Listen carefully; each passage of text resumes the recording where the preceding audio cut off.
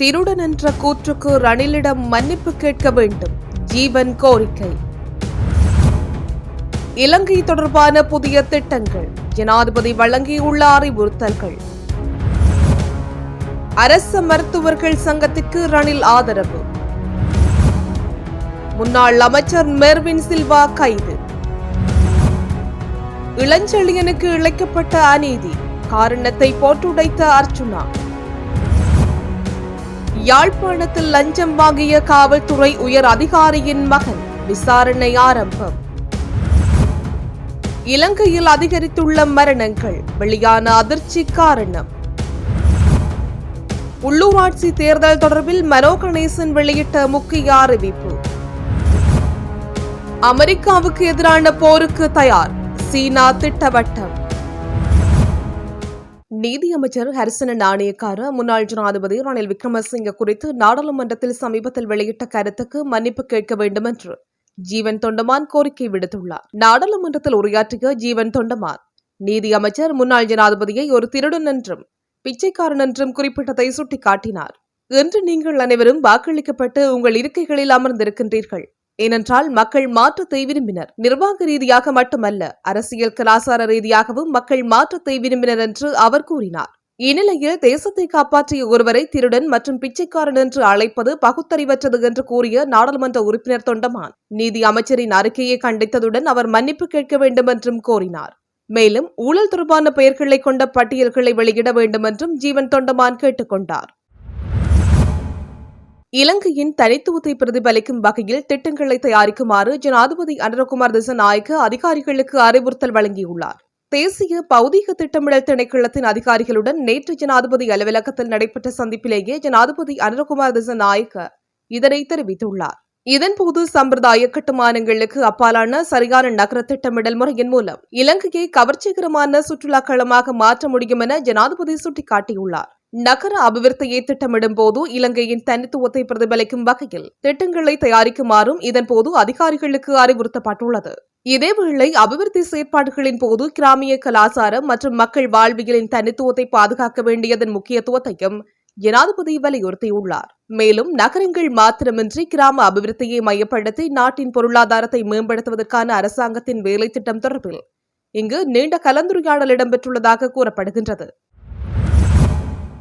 அரசாங்க மருத்துவ அதிகாரிகள் சங்கத்தின் செயற்பாடுகளுக்கு ஆதரவளிப்பதாக முன்னாள் ஜனாதிபதி ரணில் விக்ரமசிங்க தெரிவித்துள்ளார். அரசாங்க மருத்துவ அதிகாரிகள் சங்கத்தின் பிரதிநிதிகள் இன்றைய தினம் முன்னாள் ஜனாதிபதி ரணில் விக்ரமசிங்கவை சந்தித்து கலந்துரையாடல் ஒன்றை மேற்கொண்டிருந்தனர். இதன்போது மருத்துவ அதிகாரிகள் சங்கம் எதிர்நோக்கும் பிரச்சினைகள் குறித்து முன்னாள் ஜனாதிபதி ரணில் விக்ரமசிங்கவுக்கு விளக்கம் அளிக்கப்பட்டுள்ளது. இதனையடுத்து மருத்துவ அதிகாரிகள் சங்கத்தின் செயற்பாடுகளுக்கு பூரண ஆதரவு அளிப்பதாக ரணில் விக்ரமசிங்க உறுதியளித்துள்ளார்.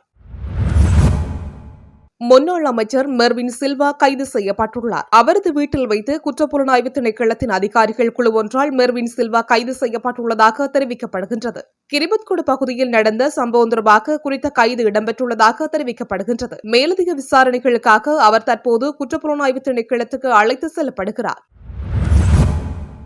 வடக்கின் கடவுள் என வர்ணிக்கப்படுகின்ற நீதிபதி இளஞ்செழியனுக்கு தமிழன் என்ற காரணத்தினால் தேசிய மக்கள் சக்தி அரசாங்கம் பதவி உயர்வு வழங்கவில்லை என நாடாளுமன்ற உறுப்பினர் ராமநாதன் அர்ச்சுனா குற்றம் சாட்டியுள்ளார். ஆளுங்கட்சி நாடாளுமன்ற உறுப்பினர் ஜீவன் முன்வைத்த பிரேரணை தொடர்பில் நாடாளுமன்ற கருத்து தெரிவிக்கையிலேயே அவர் மேற்கண்டவாறு குறிப்பிட்டார். மக்களை பாதுகாப்போம் என அரசாங்கத்தை பொறுப்பேற்றுக் கொண்டு நீங்களே ஒரு பாதுகாப்பு பிரேரணையை கொண்டு வந்து வடக்கு கிழக்கில் போதைப் பொருளை ஒழிக்கப் போவதாக கூறுவது மிகவும் கேவலமாக இருப்பதாகவும் அர்ச்சுனா தெரிவித்துள்ளார். மேலும் ஒரு நாட்டின் நீதிமன்றம் சுயமாக இயங்காவிடின் அந்த நாட்டிலேயே நீதி நியாயம் ஒருபோதும் நிலைநாட்டப்படாது என சுட்டிக்காட்டிய நாடாளுமன்ற உறுப்பினர் அர்ச்சுனா, நீதிபதி இளஞ்செழியனுக்கு தமிழன் என்ற காரணத்தினால் பதவி உயர்வு வழங்காத கேவலமான அரசாங்கத்தில் பங்கு வகித்துக் கொண்டு எவ்வாறு நீங்கள் இவ்வாறான பிரேரணையை கொண்டு வருவீர்கள் என்றும் கேள்வி எழுப்பியுள்ளார். மதுபோதையில் வாகனம் செலுத்திய நபரின் வழக்கினை முடித்துத் தருவதாக தெரிவித்து ரூபாய் 20,000 லஞ்சம் பெற்ற காவல்துறை அதிகாரியின் மகன் தொடர்பில் காவல்துறையினர் விசாரணைகளை ஆரம்பித்துள்ளனர். யாழ்ப்பாணத்தில் மதுபோதையில் முச்சக்கர வண்டியை செலுத்திய நபர் ஒருவரை யாழ்ப்பாண காவல்துறையினர் கைது செய்தனர். குறித்த நபரை வெளியில் விடுவதாக கூறி காவல்துறை உயர் அதிகாரியின் மகன் 20,000 ரூபாய் லஞ்சம் பெற்றுள்ளார்.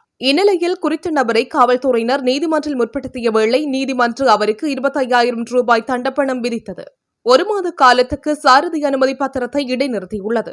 இதனையடுத்து காவல்துறை அதிகாரியின் மகனுக்கு பணம் கொடுத்த நபர் யாழ் மாவட்ட குற்றத்தடுப்பு பிரிவு காவல்துறையிடம் முறையிட்ட நிலையில் காவல்துறையினர் விசாரணைகளை முன்னெடுத்துள்ளனர். இலங்கையில் மது அருந்திய நிலையில் தூக்கிட்டு உயிரிழக்கும் சம்பவங்கள் அதிகரித்துள்ளதாக இலங்கை உளவியல் மருத்துவ விஞ்ஞான சங்கத்தின் தலைவர் மருத்துவ நிபுணர் சஜீவன் சமரசிங்க தெரிவித்துள்ளார். சுயநினைவற்ற முடிவுகள் மற்றும் சமூக பிரச்சினைகள் காரணமாக மக்களுக்குள் தவறான முடிவுகளை எடுக்கும் எண்ணங்கள் அதிகரித்துள்ளதாக தெரிவித்துள்ளார். இது குறிப்பாக 15 முதல் 19 வயதுக்குள் உள்ள இளைஞர்களை அதிகமாக பாதிக்கின்றது எனவும் அவர் சுட்டிக்காட்டினார். தவறான முடிவுகள் தொடர்பில் பொறுப்புடன் செய்தி அறிக்கையிடல் என்ற தொனிப்பொருளில் நடைபெற்ற ஊடகவியலாளர்களை தெளிவூட்டும் செயலமர்வில் உரையாற்றிய அவர் இந்த விடயங்களை தெரிவித்துள்ளார். கொழும்பில் இந்த செயலமர்வு நடைபெற்றிருந்தது. உலகளவில் ஆண்டுக்கு 7 லட்சம் பேர் தவறான முடிவுகளால் உயிரை மாய்த்துக் கொள்வதாகவும் இலங்கை உலக வரிசையில் 2ஆம் நிலைக்கு அருகில் உள்ள நிலையில் காணப்படுவதாக தெரிவித்துள்ளார். 2020ஆம் ஆண்டில் மட்டும் 1909 பேர் தூக்கிட்டு தவறான முடிவை மேற்கொண்டுள்ளனர். மேலும் இலங்கையில் ஒவ்வொரு 1 லட்சம் மக்களில் 14 பேர் தவறான முடிவை மேற்கொள்கின்றனர் எனவும் அவர் தெரிவித்துள்ளார். பொதுவாகவே ஆண்களில் தவறான முடிவை மேற்கொண்டு உயிரை மாய்த்துக் கொள்ளும் எண்ணிக்கை 3 மடங்கு அதிகரித்ததாக காணப்படுகிறது.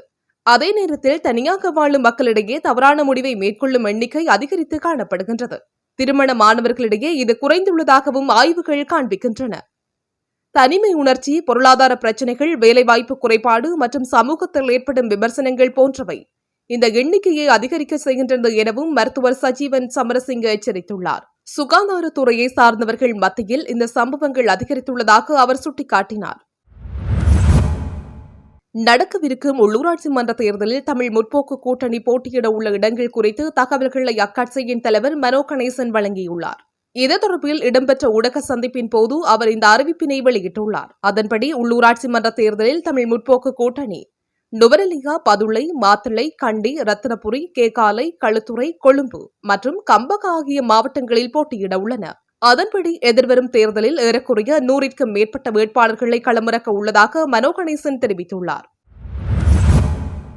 அமெரிக்கா விரும்பும் எந்தவொரு போரிலும் பங்கு கொள்ள தாம் தயாராக இருப்பதாக சீனா திட்டவட்டமாக அறிவித்துள்ளது. அமெரிக்க ஜனாதிபதி டொனால்டு டிரம்பின் வரி விதிப்பு விடயங்களுக்கு பதில் வழங்கும் விதமாக குறித்த அறிவிப்பு வெளியாகியுள்ளது. பதவியேற்ற பின் முதல் முறையாக நாடாளுமன்ற அமர்வில் உரையாற்றிய டிரம்ப், அமெரிக்காவின் பொற்காலம் தொடங்கிவிட்டது.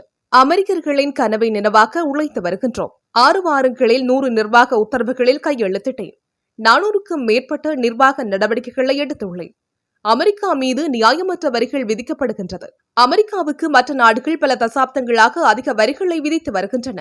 தற்போது அந்த நாடுகளுக்கு எதிராக கூடுதல் வரி விதிக்கும் நேரம் இது.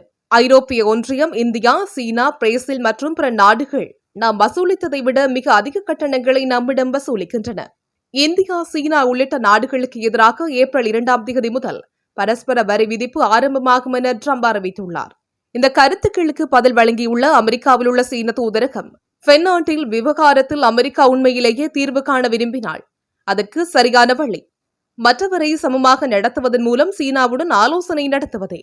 ஒருவேளை அமெரிக்கா போரை விரும்பினால் அது வரி விதிப்பு போர், வர்த்தக போர் அல்லது வேறு வகையான போராக இருந்தாலும் சரி, இறுதி வரை போராட நாங்கள் தயார். நாட்டின் உரிமைகள் மற்றும் நலன்களை பாதுகாக்க சீனா எடுத்துள்ள நடவடிக்கை சட்டப்பூர்வமானவை, அவசியமானவை. பென்டானில் விவகாரத்தை பொறுத்தவரை அமெரிக்காவை தவிர வேறு யாரும் அதற்கு பொறுப்பில்லை.